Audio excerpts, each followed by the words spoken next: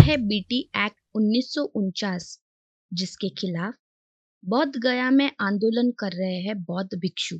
जिस बौद्ध गया में तथागत बुद्ध को ज्ञान की प्राप्ति हुई, वही पिछले कुछ दिनों से बौद्ध भिक्षु तथागत बुद्ध के ब्राह्मणीकरण के विरोध में अनशन पर बैठे हैं। यह अनशन बिहार के महाबोधि महाविहार की ट्रस्ट कमेटी में ब्राह्मणों की दखल अंदाजी और महाबोधि महाविहार को ब्राह्मणों से मुक्त कराने के लिए किया जा रहा है। बताते चले कि बौद्ध भिक्षु इस आंदोलन के द्वारा बीटी एक्ट 1949 यानी बौद्ध गया मंदिर एक्ट 1949 को रद्द कर महाविहार का पूरा प्रबंधन बौद्ध समाज को सौंपने की मांग कर रहा है। वर्तमान में यह प्रबंधन में ब्राह्मण और बौद्ध दोनों है। बीटी एक्ट 1949 को रद्द करें। बौद्ध भिक्षुओं द्वारा यह आरोप लगाया जाता है कि यहाँ ब्राह्मणों द्वारा उन बौद्धों को ही प्रबंधन में रखा जाता है जो उनकी हाँ में हाँ मिलाते हैं। बौद्ध समाज का कहना है कि बौद्ध गया मंदिर अधिनियम 1949 पूर्ण रूप से असंवैधानिक है। इसे रद्द किया जाना चाहिए।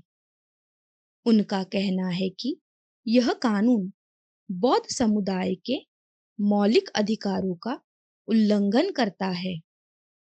महाबोधि महाविहार का पूरा प्रबंधन पूरी तरह से बौद्ध समुदाय को सौंपा जाना चाहिए। इस आंदोलन को न केवल देश में बल्कि विदेशों से भी समर्थन मिल रहा है। भारत के अनेक राज्यों में आंदोलन के समर्थन में डीएम को ज्ञापन सौंपे जा रहे हैं। महाराष्ट्र में भीम आर्मी द्वारा प्रदर्शन किया गया, तो वही मध्य प्रदेश की राजधानी भोपाल में बौद्ध भिक्षुओं के समर्थन में मूक यात्रा निकाली गई। अनशन पर बैठे बौद्ध भिक्षुओं के मुताबिक बीटी एक्ट 1949 के कारण बौद्ध भिक्षुओं के अधिकारों का हनन हो रहा है।